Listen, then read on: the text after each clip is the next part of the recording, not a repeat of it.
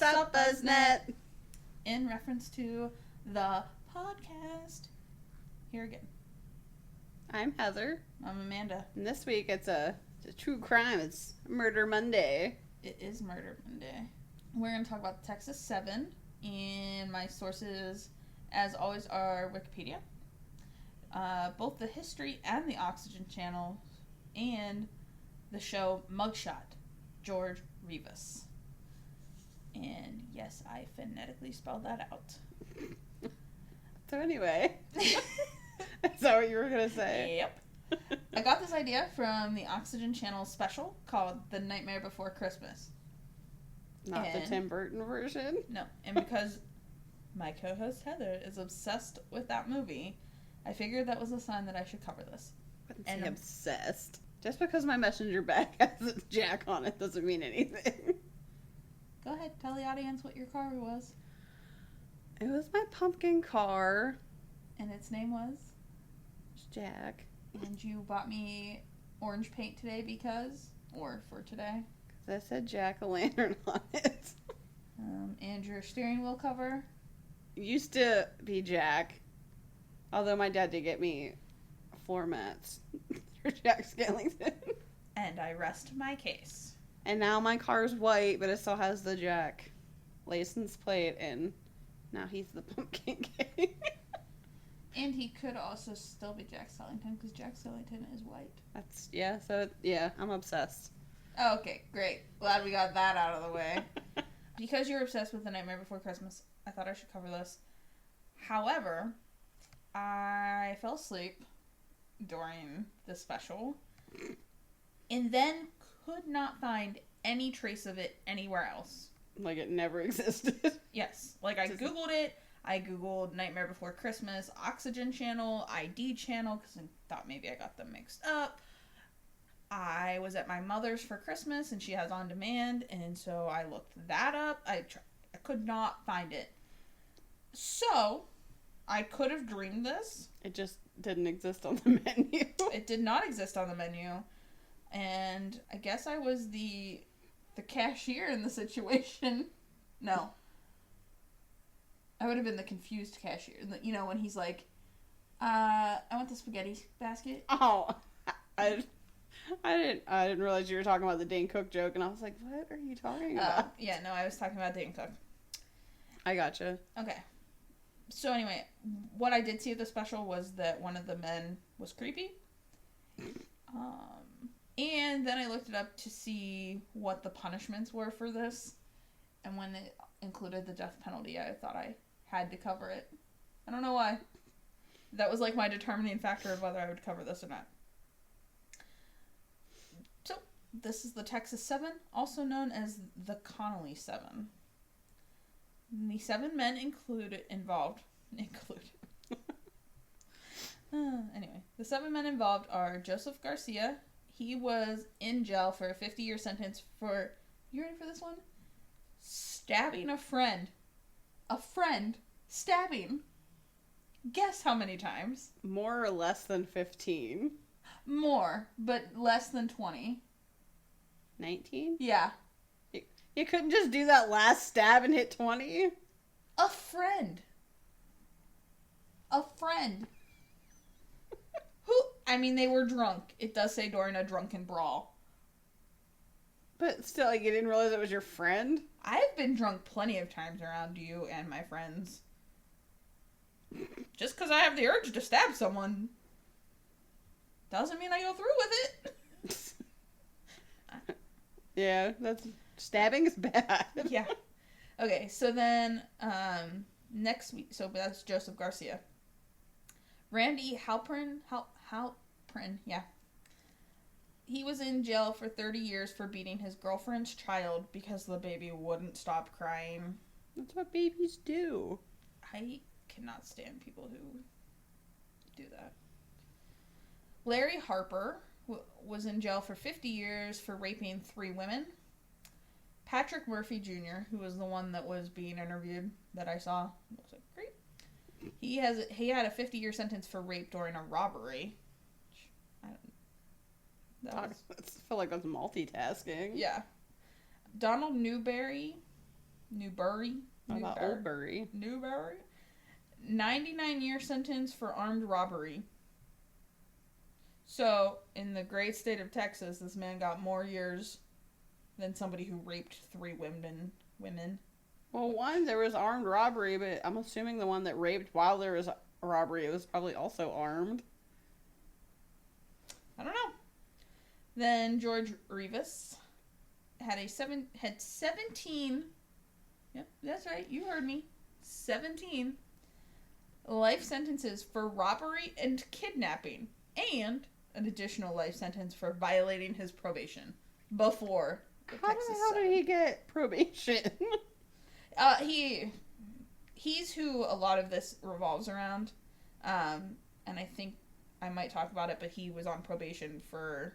Good thing he's not, like, a vampire and he's, like, immortal. He'd be like, oh, 17? I can outlive that. But he couldn't. I mean, it's a life sentence, so he has to die. Maybe he could act like he died. Maybe. Like, it's like... Anyway, he lived, like, a life of, like, a petty crime kind of thing. I don't want to say petty. He robbed places. So then he robbed a place and that was violating. Again, robbery. Well, the kidnapping, I think, is maybe where he got the life sentences. Because he tied people up. So it was considered kidnapping. Anyway, the 7th player in all of this is Michael Rodriguez. Spit it out. Michael Rodriguez. Why? That's a hard name for me to say. I'm Rodriguez? Sorry. Yes, I don't know why. And he had a life sentence for hiring a hitman to kill his wife. The hitman can succeed? I don't think so. It just said hiring. But I don't know. I didn't look into that. I mean, technically, if he didn't do it, I mean, I guess... It's still attempted. That's premeditated. Yeah. Okay, so I'm going to set the scene for you. What year are we in? Well, if you would let me speak. Set it. Lay it out for me. The date is currently December 31st, 2018. The date of this...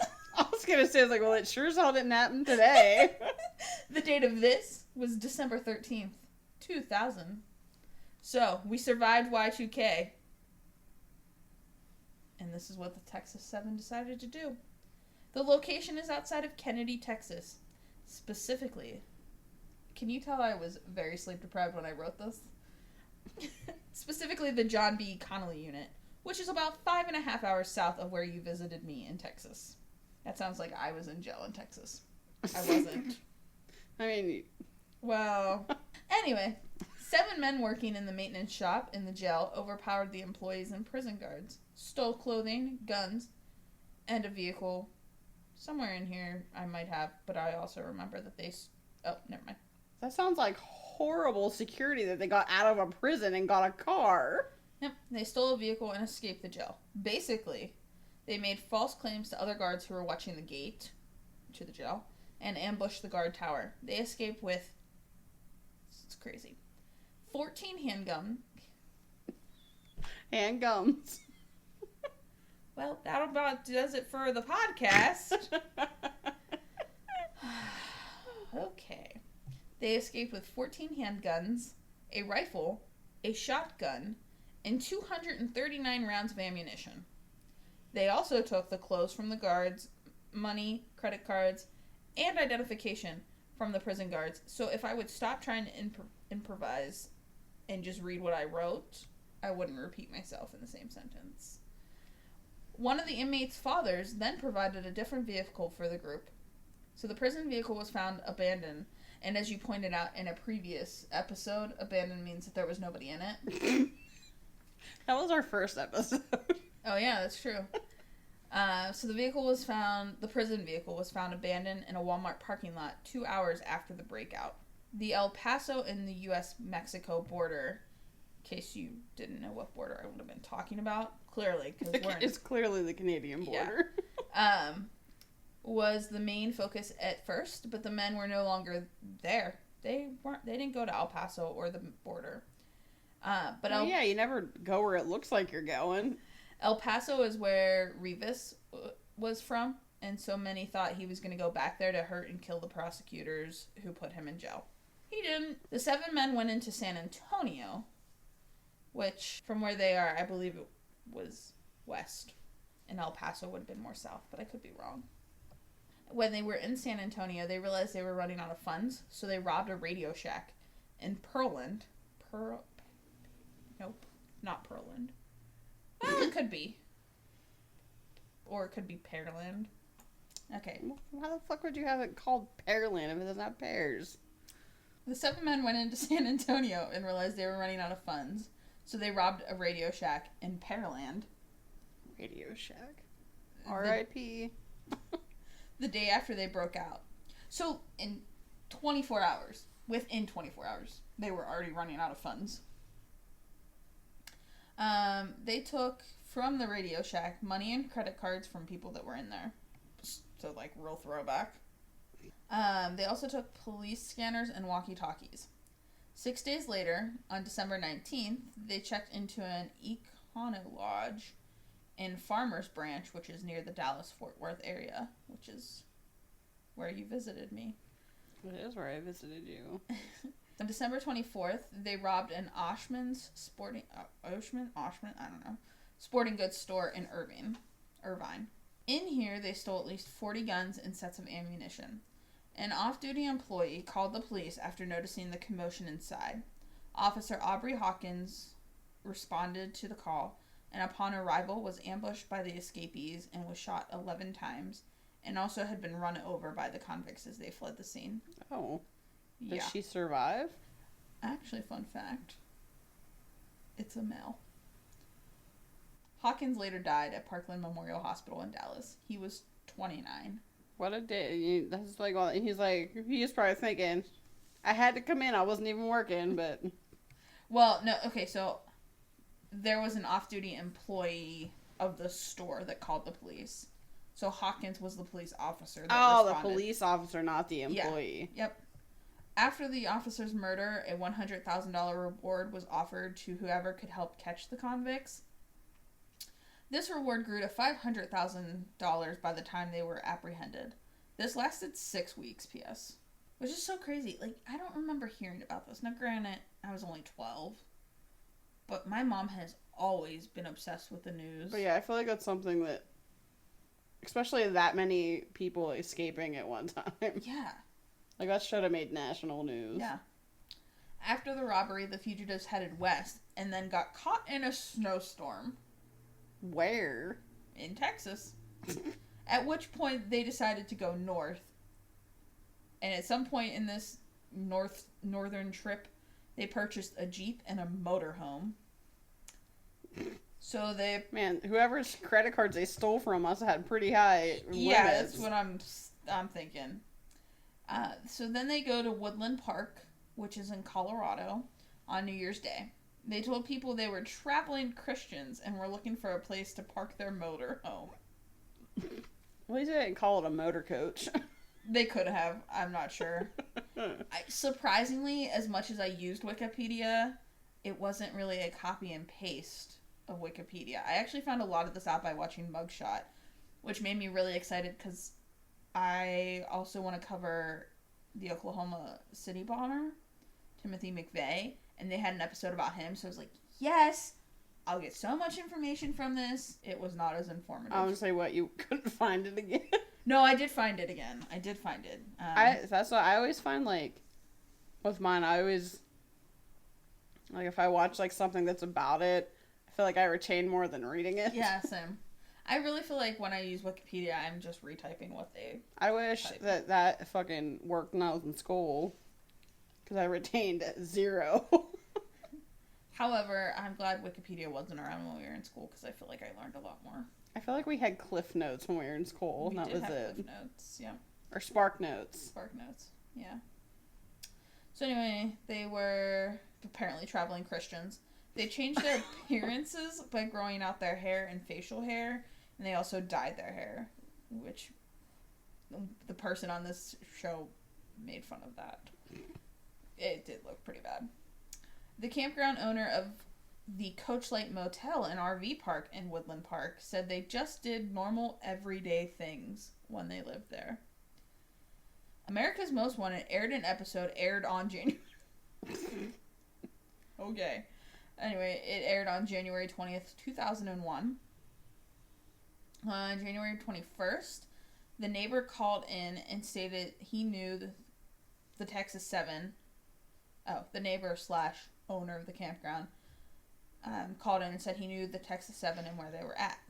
At 10 a.m. on January 22nd, 3 of the men left the campground and the SWAT team surrounded them at a gas station. They all surrendered without a fight. However, Rivas said that he had a gun on the police officer who was like reaching into his car. I don't know how true that is. Halpern surrendered at the campground, which there were also SWAT members around there. And he informed the SWAT members, or SWAT team, that Harper was inside with guns. Harper, 37, was found deceased in the motorhome from 2 gunshots to the chest, ruled a suicide. I just put ruled a suicide. I'm not saying it wasn't. I'm not saying it was. Is it a handgun or a rifle? Just said 2 gunshots. I feel like that'd be awkward to, like, hold it towards your Yeah, chest. usually I feel like men shoot themselves in the mouth. Because, like, if it's a handgun, but I feel like that's a rifle, like, you'd have to... It was probably a handgun. I mean, they had, what, like 14 of them? I think. They had 14 of one of them. Yeah, they had 14 handguns and 1 shotgun and 1 rifle, supposedly. Allegedly. Allegedly. Okay, so then Newberry... Tagline. Yeah. Newberry, and Murphy were still on the run. The next evening, they were located at a Holiday Inn in Colorado Springs. The 2 demanded to speak to the media before coming out. After speaking to the media, they did surrender with no issues. So, the 6 men that are still alive are extradited to Texas. George Rivas was the ringleader and was the first to be brought to trial. On August 13th, 2001, he went on trial for killing the officer. 8 days later, he is convicted of capital murder. He says that it is his fault that everything... Nope, skipped a line. He says that it was his fault that Hawkins died and that he took responsibility for everything. He said to the court, quote, this is a direct quote from the show, which had video footage. Quote, what you call the death penalty, I call freedom, end quote. Was that like his dying words, or? No, that's just what he said in court. He had been quoted saying earlier in the trial that he didn't want to die an old man in prison. On August 29th, he was sentenced to death by lethal injection, and he was executed on February 29th, 2012. So yes, that was 11 years. Almost. He was 41 years old. I feel like if he didn't want to become an old man in prison, I'd have kept his ass in jail and made him die an old man in prison. Also, like, he wasn't... I mean, there are other ways to not die an old man in prison. 1, don't commit crimes to begin with. Yeah, then you're not in prison. Anyway, the other 5 all faced a trial as well and were all convicted of capital murder and sentenced to death. Michael Rodriguez, 45, was put to death on August 14th, 2008. So, as you can probably tell, that was sooner than the ringleader. But he said he wished to forego any further appeals beyond the mandatory death penalty appeal. Thank you for saving the taxpayers' money. A mandatory? Yes. So, I believe... No, I'm not going to say that. Every time I say that I know something, I then look it up later after recording. You're like, I was wrong. And then I was like, I'm going to have to put this in an update on the Instagram post. Since we can't do corrections like other podcasts, since we record 7,000 episodes at once. So, I do believe, though, that there is there obviously is a mandated... Like, they have to appeal if they get the death penalty? At least one time. I don't know. That's dumb to me. But if they don't want to, why do they have to? I don't know. They're like, oh, hey, that's just going to save us money. Just... Bye. Bye, Felicia. So, he said he wished to forego any further appeals. He was ruled mentally competent to decide to forego the appeals. And he was the first to be executed on August 14th, 2008. Hey, at least he got out before 2012. Not 12. 16. This did take place in Texas. They are Republican there. Oh. Well, then Typically. you missed out, buddy. Allegedly. Allegedly, I know a lot that are not. Well, I know one that's not. Donald Newberry, 52, was executed by lethal injection on February 4th, 2015. Joseph Garcia was the most recent to be executed by lethal injection, and this occurred on December 4th, 2018. He was 47 years old. Also, just a little bit ago. Just a moon phase or two ago. This month. Yes. Goodness. But not this month when this is released. No. The two remaining members are incarcerated on death row. Halpern, 41, does not have an execution date set, but Murphy, who is currently 57, has an execution date set for March 28th, 2019. Happy birthday, Gary. Sorry, that's my dad. He will not see 58 years old. Wait. Let me take that back because that sounds like I was talking about my father. The guy that committed murder, Yes. not her dad. Murphy, who is currently 57, will not see 58 because he is set to be executed on March 28th, 2019. When my dad will be celebrating his 55th birthday. That's the Texas 7. So they, only kill... I mean, any murder is a bad murder, and the murder of a police officer is horrific. But that's why they all got the death penalty. Was just for that murder. And, I mean... I feel like stuff like that, it should be like an eye for an eye. Well, I mean, it basically was. Like, no, not lethal injection. No. Run him over with a car. Yeah. And I think because he was shot 11 times, they couldn't prove... What did it? Yeah, who did it, what did it. So... Y'all gonna burn for the same thing, because you should have stayed in prison. Yeah. Texas, crazy place. I'm surprised they weren't, Well, I guess they were found in Colorado. Because I would feel like in Texas... They wouldn't have made it to trial. Yeah, they would have just seen and shoot. I remember my dad and my mother lived in Texas. And the story he told me before I moved to Texas, which, thanks, Dad, was when you get on the highway, drive to keep up with traffic, because one time him and my mom were driving, and I'm not sure who was driving. It was probably, I don't know, both of my parents have a lead foot. But apparently they weren't going fast enough, and a truck pulled up beside them, and the driver just pulled out a sawed-off shotgun and pointed it at them. Oh my god. My dad was like, your mom was freaking out, and I was like, no shit! Rightfully so. Right? I mean, I would be freaking out as well. So. I'd be like, oh, sawed-off shotgun, I see this all the time. Oh, It's fine. whatevs. Oh yeah? Well, I'll see you my 2 sawed-off shotguns.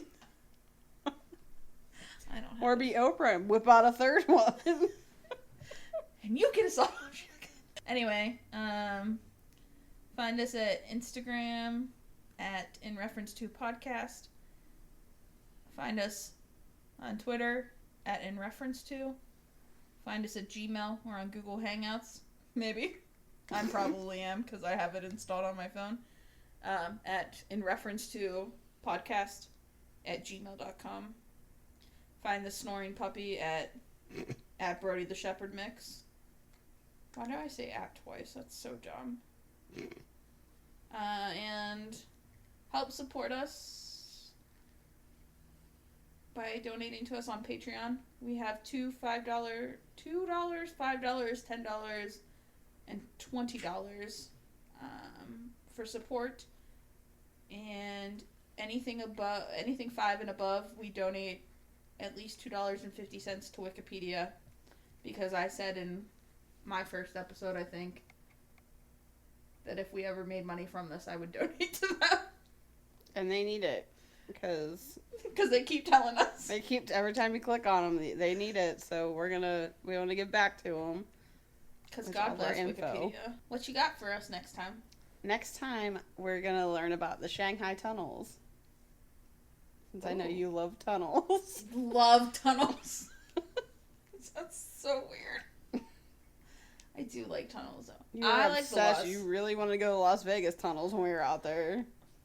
We are going back, and We're not going to. If it rains, we're gonna die. it's okay. We're going back to Vegas in 118 days. You might think that's okay. Not when they hear this, it won't be. No.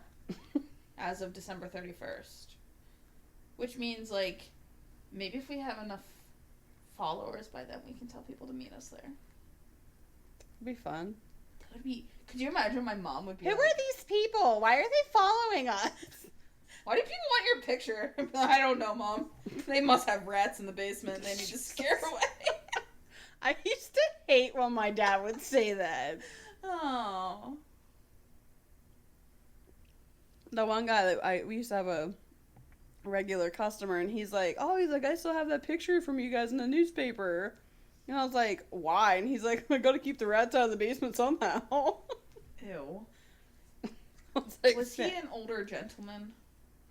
It was my friend's dad. Oh. Like, it was somebody I knew. It wasn't like some creepy. I mean, I know that you lived... Well, you still live in a smaller town than I lived. But I used to hate when I would work. So I don't know if this happened. Well, I mean, to you. I still hate my work. Well, but yeah, same. Well, it depends on the day. there's always that creepy customer. But, like, I used to have old men. I was, like, when I worked at Shop and Save... You were in, like, high school. Yeah, I was under the age of 18 because I quit on my 18th birthday. Happy birthday to me. I have an obsession with birthdays. I mean, you do need them to continue living. True. Anyway, but then there would be, like, these old men who'd come in and be like, you know, if I were 50 years younger, I'd be asking you out. No. It's like, no. No, you would not. And I would be like, my dad wouldn't allow that. And they'd be like, well, he doesn't know me. And I was like, Or I was like, oh, they don't need to know. I'm like, first of all, you're not 50 years younger. So. Second of all, because you're not 50 years younger, this is, like, harassment. This conversation needs to stop. And then I would be like, you see that boy over there? His name's Shane. I named my car after him because I want him to take me out on a date tonight. You're like, I want his babies. Yeah, now he's married and lives in Indiana. That's cool. I mean, I have a boyfriend. Anyway. Alright, that's enough rambling. Tune in next time. For the Shanghai tunnels. I assume not in America. I assume in Shanghai. Actually, no, it's Portland, Oregon. Alright, well, now that I look like a fucking idiot. Tune in next time to find out why they're the Shanghai tunnels. Oh, okay, great. And hopefully I don't look as dumb as I do in the Loch Ness Monster episode.